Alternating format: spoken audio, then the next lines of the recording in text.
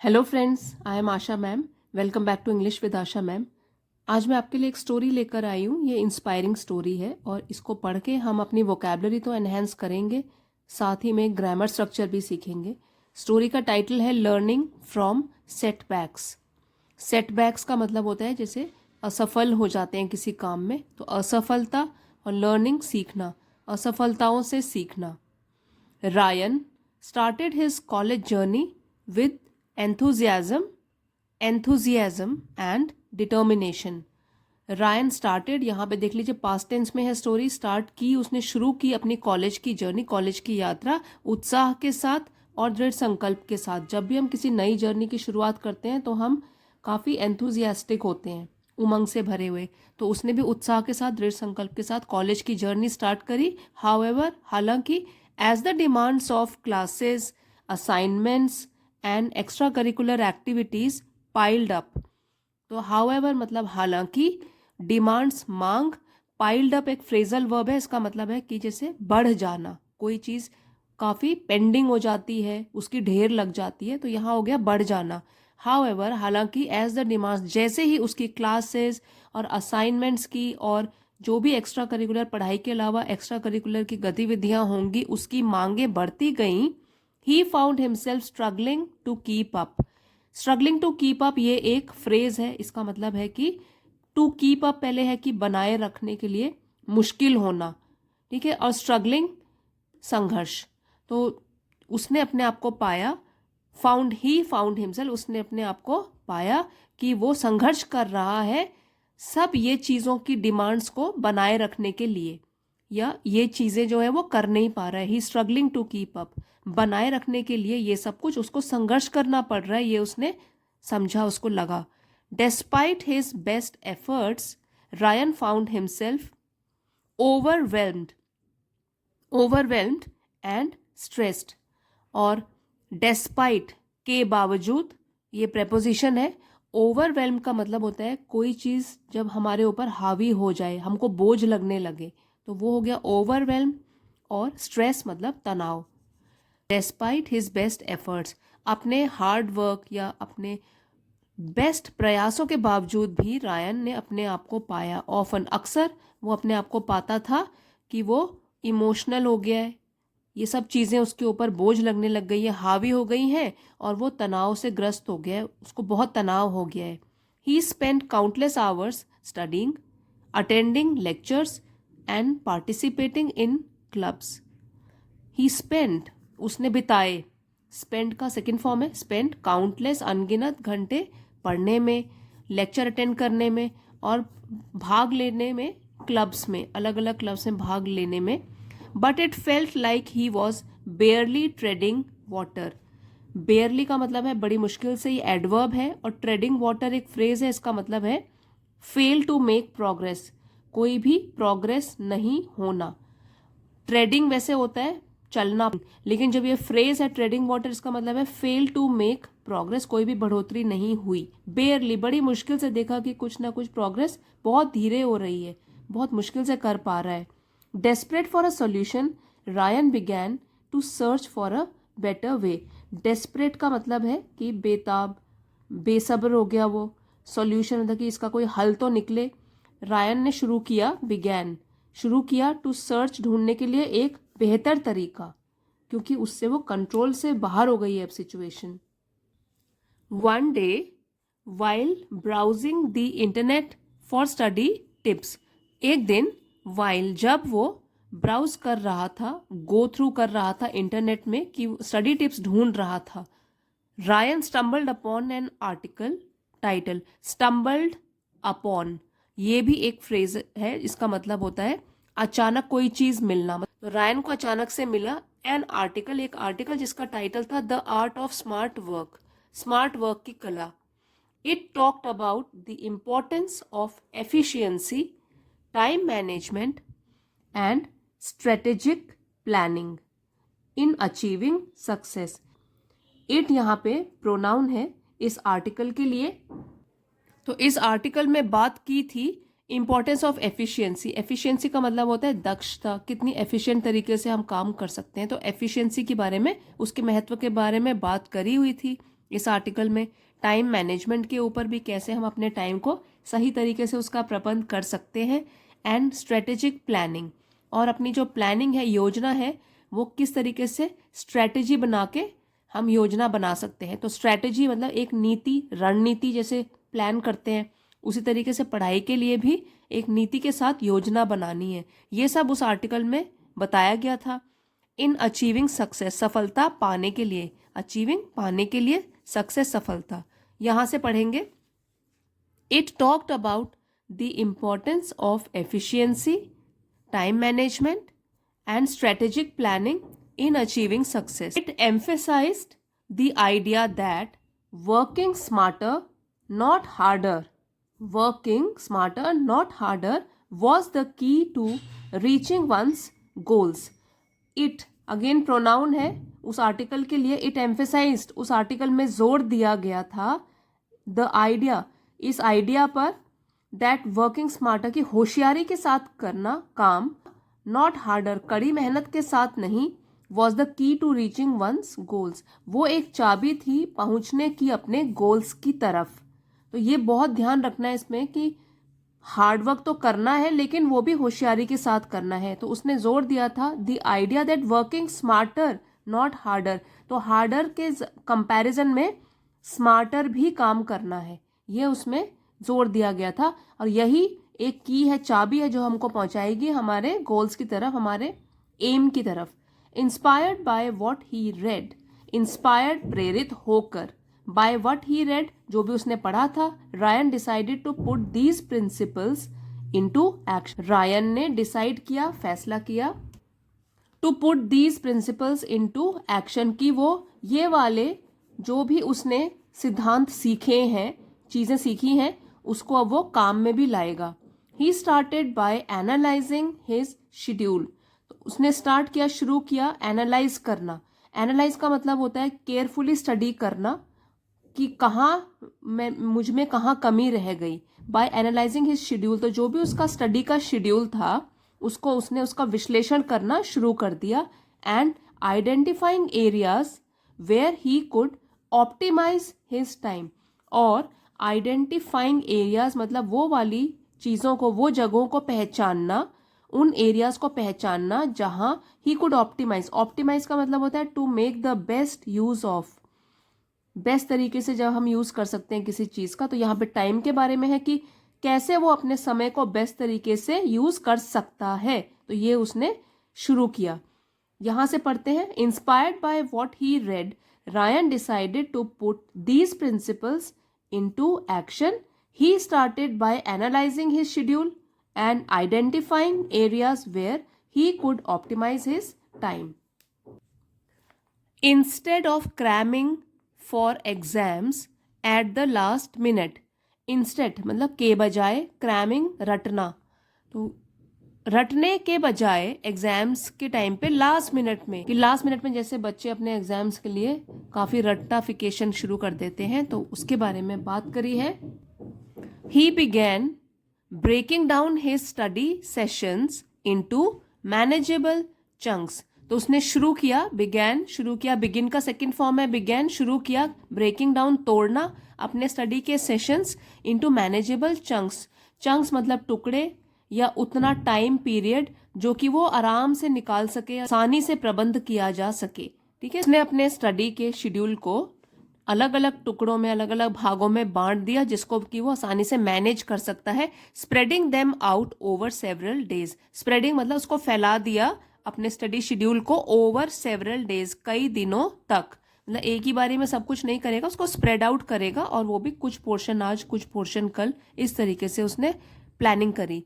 He also learn to prioritise his tasks, उसने और भी सीखा, उसने ये भी सीखा, प्रायोरिटाइज, ये अच्छा वर्ड है, इसका मतलब है कि प्राथमिकता देना, कौन सा काम ज़्यादा ज़रूरी है वो पहले करना है, जो कम इम्पॉर्टेंट है उसको बाद के दिनों में कर सकते हैं, तो प्रायोरिटी वाइज काम फिनिश करना। उसने और भी सीखा, प्राथमिकता देना अपने कामों को, focusing on the ones that would have the greatest impact on his grades, focusing मतलब उन पर ज़्यादा ध्यान देना, उन कामों पर जो कि सबसे बड़ा असर छोड़ेंगे उसके ग्रेड्स पर, मतलब जिनकी वजह से उसके ग्रेड्स सुधरेंगे, वो वाले काम को उसने प्रायोरिटी दी। ग्रेटेस्ट जो है ये सुपरलेटिव डिग्री है, ग्रेट, ग्रेटर, ग्रेटेस्ट। तो ग्रेटेस्ट हमेशा सुपरलेटिव डिग्री से पहले द यूज करते हैं। द ग्रेटेस्ट इम्पैक्ट, सबसे ज़्यादा असर होगा उसके ग्रेड्स पर, वो वाले कामों को उसने प्राथमिकता देनी शुरू करी। Ryan also embraced technology as a tool to help him work more efficiently. Embrace means अपनाना, और efficiently असरदार तरीके से, यहाँ पे ये एडवर्ब है कि रायन ने फिर अपनाई टेक्नोलॉजी भी, तकनीकीकरण भी उसने अपनाया, क्योंकि आजकल इसके बिना तो कोई गुजारा ही नहीं है किसी का भी, ऐसे टूल की तरह जो कि उसको हेल्प करेगा और भी असरदार तरीके से काम करने के लिए। तो टेक्नोलॉजी को वो काम में लाएगा अपने आप में सुधार लाने के लिए, टाइम वेस्ट नहीं करेगा टेक्नोलॉजी के साथ। He started using apps and online tools to organise his assignment. तो उसने शुरू किया यूज करना एप्स और कई तरीके के ऑनलाइन टूल्स, ताकि वो फिर से अपने असाइनमेंट्स को ऑर्गेनाइज कर सके। सेट रिमाइंडर्स, याद दिलाने के लिए रिमाइंडर सेट्स कर सके। बहुत सारी चीज़ें हैं जो हम टेक्नोलॉजी से अच्छी चीज़ें कर भी सकते हैं। एंड कोलैबोरेट विद क्लासमेट्स, और अपने क्लासमेट्स के साथ बराबर मिलजुल कर काम भी कर सके, कोलैबोरेट कर सके। Collaborate means to work together, उनके साथ मिलजुल कर स्टडी ग्रुप्स बना सके और उनके साथ मिलके भी काम कर सके।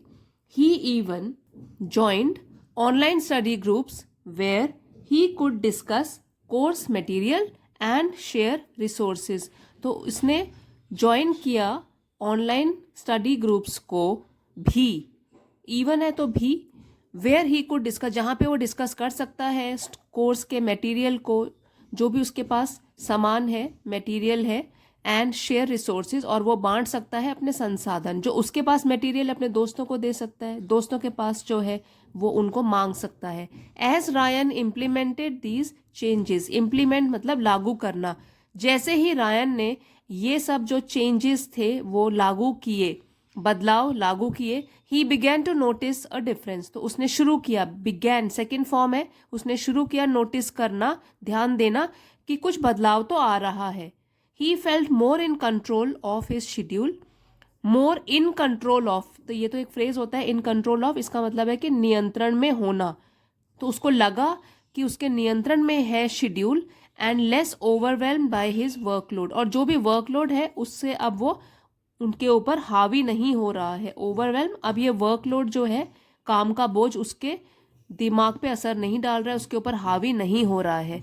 ही was able to devote more time to his studies without sacrificing his social life or personal well-being.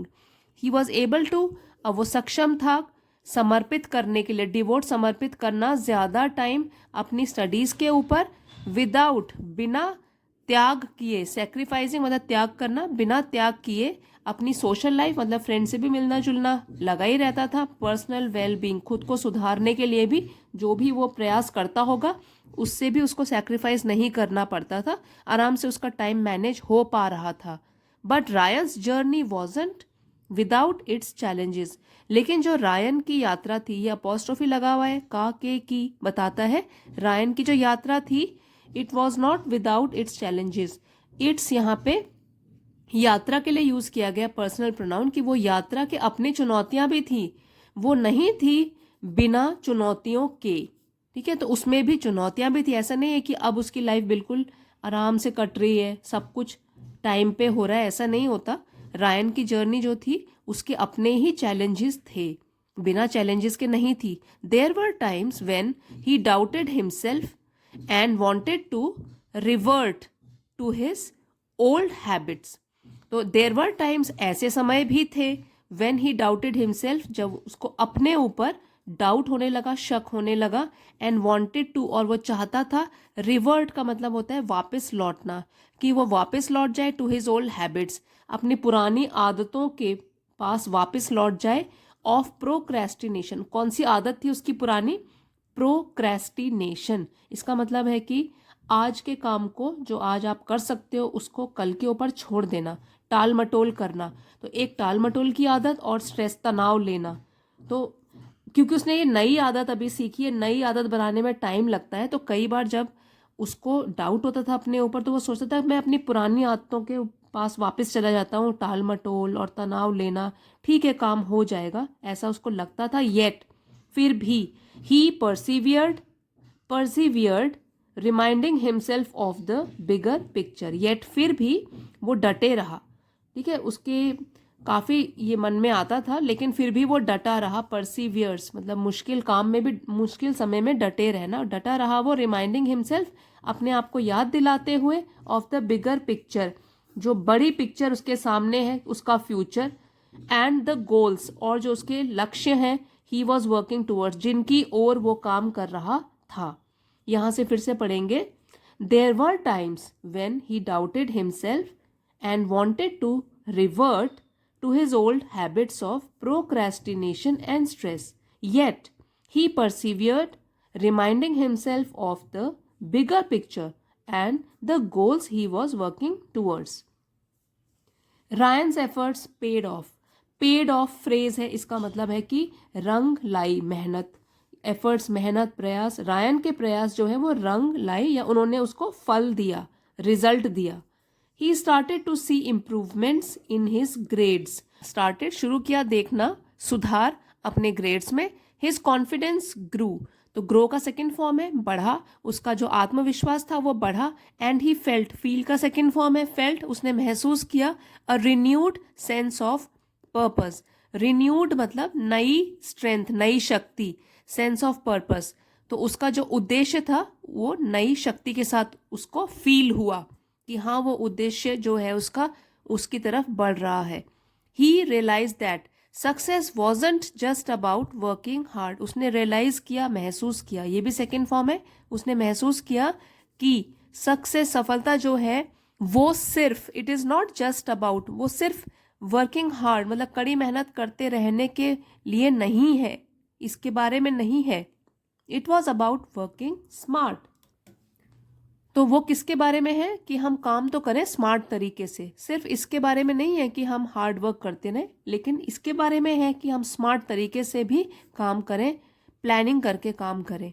And as he look towards the future, और जब उसने फ्यूचर की तरफ देखा, भविष्य की तरफ देखा, ही न्यू दैट, उसे पता था, न्यू सेकेंड फॉर्म है ये नो का, उसे पता था दैट की with determination and willingness to adapt, with determination दृढ़ निश्चय के साथ, पक्के निश्चय के साथ, पक्के इरादे के साथ, एंड विलिंगनेस टू अडेप्ट और अपने आप को ढालना सिचुएशन के अकॉर्डिंग, इस इच्छा के साथ, मतलब ढीठ बने नहीं रहना। अगर कोई सिचुएशन आती है जिसमें अपने आप को ढालना है और हमारा काम उसकी वजह से हो जाएगा, तो अपने आप को अडेप्ट करना है। विलिंगनेस टू अडेप्ट, ढालने की इच्छा। There was nothing he could not achieve, तो फिर कुछ भी ऐसा नहीं था, नथिंग कुछ भी नहीं था ऐसा, विच ही कुड नॉट अचीव जो कि वो पा नहीं सकता।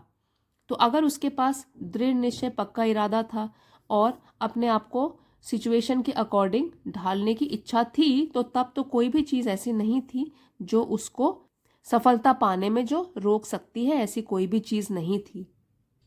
इस तरीके से रायन ने अपनी कुछ हैबिट्स बदलकर, सुधार लाके और अपने असफलता से सीखकर सफलता की जर्नी शुरू कर दी। सो फ्रेंड्स, आई होप आपको आज की इंस्पिरेशनल स्टोरी पसंद आई होगी और आपने ज़रूर नया कुछ सीखा होगा।